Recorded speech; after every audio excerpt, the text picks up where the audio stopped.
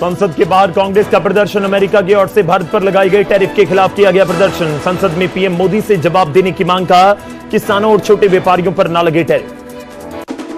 गुरुग्राम में सीलिंग अभियान पर ब्रेक।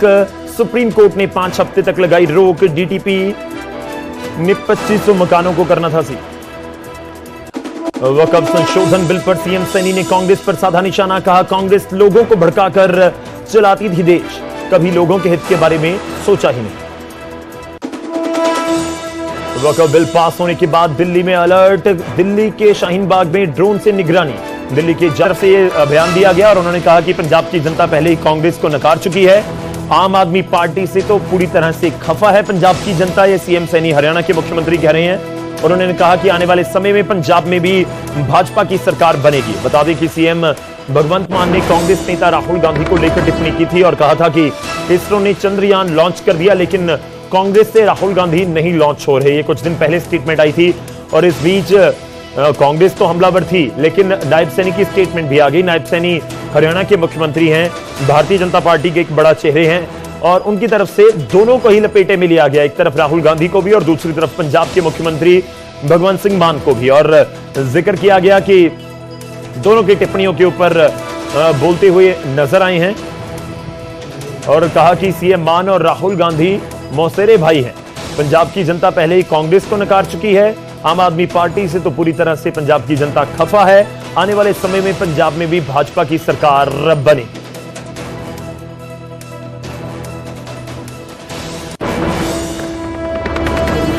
भाई दोनों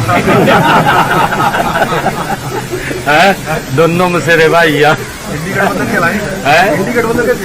हाँ दोनों इंडी गठबंधन के हिस्से देख रहे हैं। पंजाब के लोग कांग्रेस से भी खपा हुए हैं, आम आदमी से तो इतने ज्यादा दुखी है। कह रहे कांग्रेस से भी झाड़ कदम हक्का राजी हुए फिर रहे बस।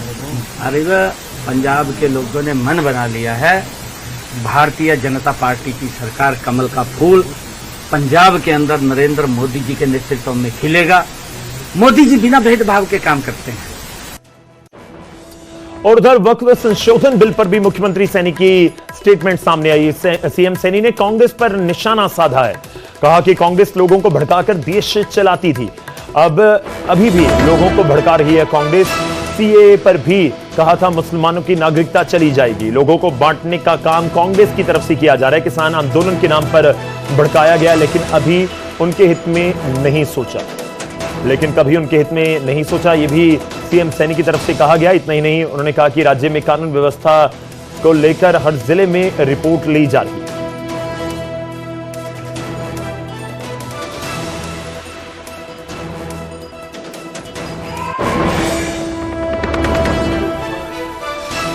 कांग्रेस ने अपनी राजनीतिक लाभ लेने के लिए उसके अंदर इस प्रकार के अमेंडमेंट किए थे जिसका कि समाज को भी और जिसका वक्फ को भी नुकसान होता है। अगर उदाहरण के तौर के ऊपर देखें, अभी एक वक्फ का विषय हमारे यहाँ पर भी आया। 1967 में वो पंचायत श्यामलात दे थी और धीरे धीरे करके 1990 में उसका नोटिफिकेशन हो जाता है, वक्त के नाम चली जाती है। विषय क्योंकि असमानता का, वक्फ की लैंड है तो वक्फ की रहनी चाहिए, उसके लिए ये कानून आया।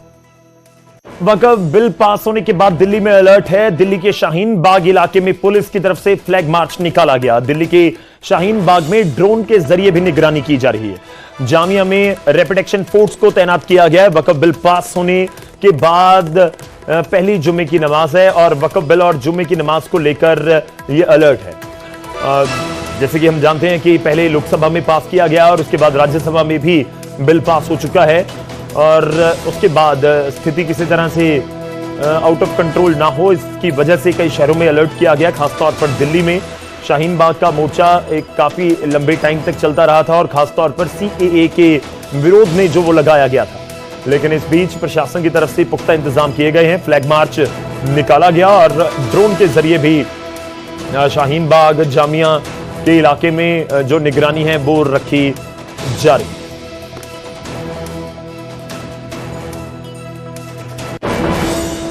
और उधर टैरिफ का मुद्दा भी इस समय खूब गूंजता हुआ नजर आ रहा है। टैरिफ के मुद्दे के ऊपर कांग्रेस की तरफ से प्रदर्शन किया गया संसद भवन में।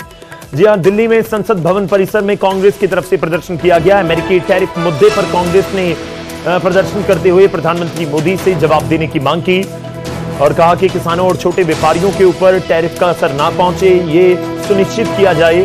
अमेरिका ने भारत पर 26% का टैरिफ लगाया है। एक दिन पहले ही अमेरिका के राष्ट्रपति डोनाल्ड ट्रंप की तरफ से यह ऐलान किया गया था।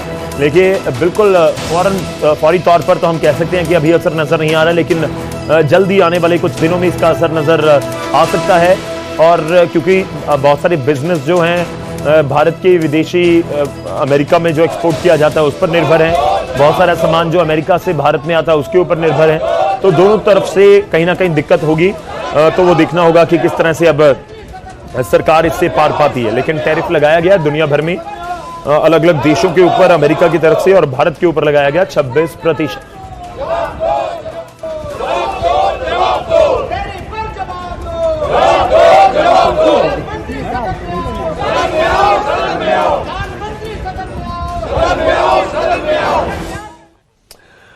और टैरिफ का असर शेयर मार्केट पर भी नजर आ रहा है। लगभग 1000 पॉइंट सेंसेक्स टूटा है।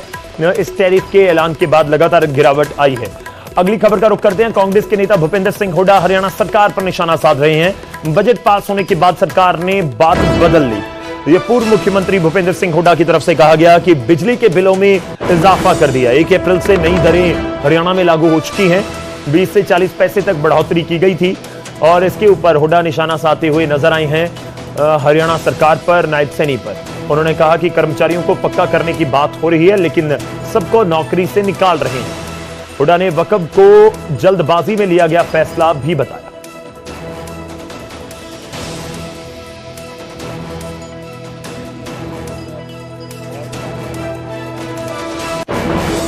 बजट पास होते ही एक तो इन्होंने वादा किया था उसकी वादा खिलाफी कर रहे हैं।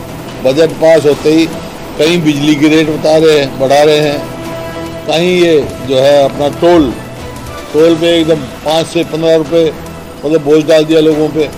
बिजली से कम 5000 करोड़ से ज़्यादा बोझ पड़ेगा हरियाणा के लोगों पर। इंडस्ट्री पे भी पड़ेगा। पहले ही इंडस्ट्री प्लान कर रहे हैं और प्रदेश उनको फैसिलिटेट कर रहे हैं, ये उनके ऊपर बोझ डाल रहे हैं। तो पहले ये कहा था, अब जो मतलब कहीं 40 पैसे तक का इन्होंने इजाफा किया है पर यूनिट में।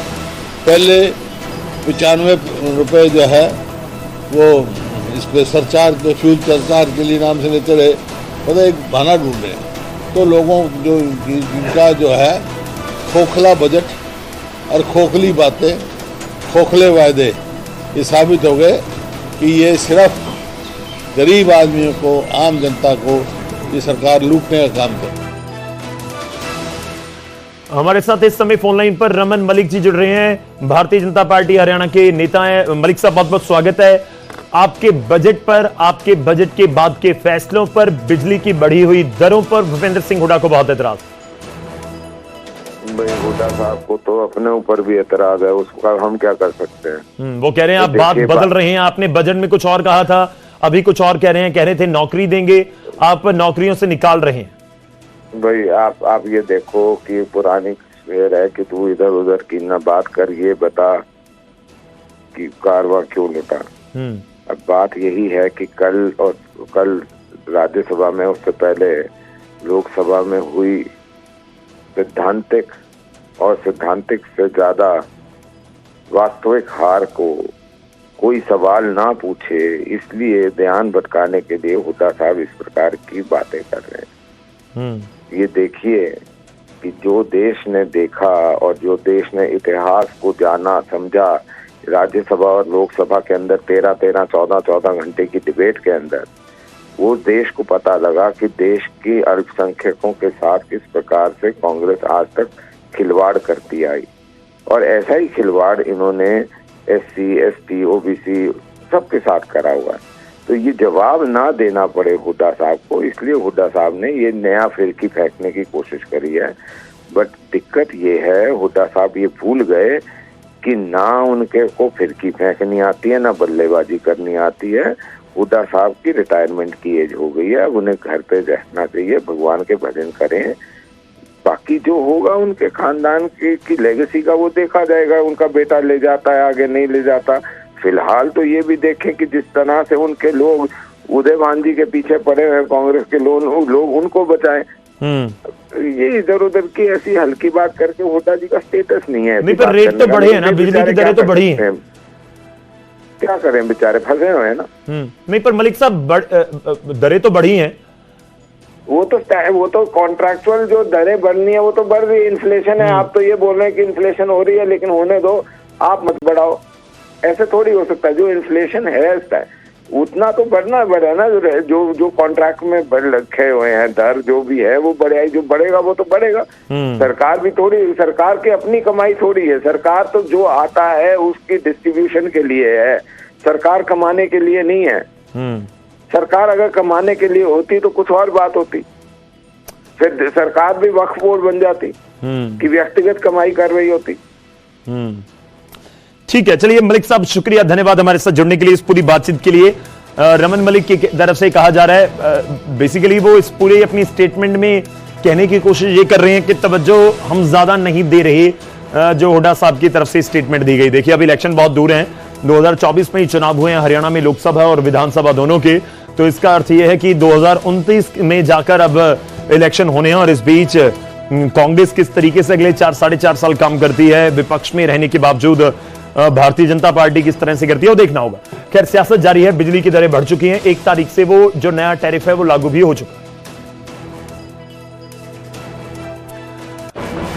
गुरुग्राम से एक अहम खबर है, उसका रुख करते हैं। सीलिंग अभियान पर ब्रेक लग चुकी है। जहां ब्रेक सुप्रीम कोर्ट की तरफ से लगाई गई है। गुरुग्राम में सील किए जा रहे थे करीब 2500 जगहों पर सीलिंग का काम जारी था, और गुरुग्राम में सीलिंग अभियान पर ब्रेक लगाई गई है। सुप्रीम कोर्ट ने हाई कोर्ट के आदेश के ऊपर रोक लगा दी। सुप्रीम कोर्ट ने 5 हफ्ते तक इस रोक को लगाया है, करीब 1.25 महीना। और आपको बता दें कि गुरुग्राम के 2500 मकानों पर डीटीपीई ने कार्रवाई करनी थी। रिहायशी इलाकों में नियमों का उल्लंघन हो रहा है, यह आरोप लगाया गया, और उसके बाद मामला सुप्रीम कोर्ट तक पहुंच गया, और सुप्रीम कोर्ट से फिलहाल 5 हफ्तों की राहत मिल चुकी है। दरअसल गुरुग्राम के डीएलएफ फेज 1 से लेकर फेज 5 तक, फेज 5 तक सभी रिहायशी इलाकों में चल रही व्यावसायिक गतिविधियों पर विभाग की तरफ से सीलिंग की जानी थी। हाईकोर्ट के आदेश के बाद डीपीपी विभाग ने इन सभी 5 फेज में सर्वे करवाया था, जिसमें लगभग 15,000 इमारतों का सर्वे हुआ।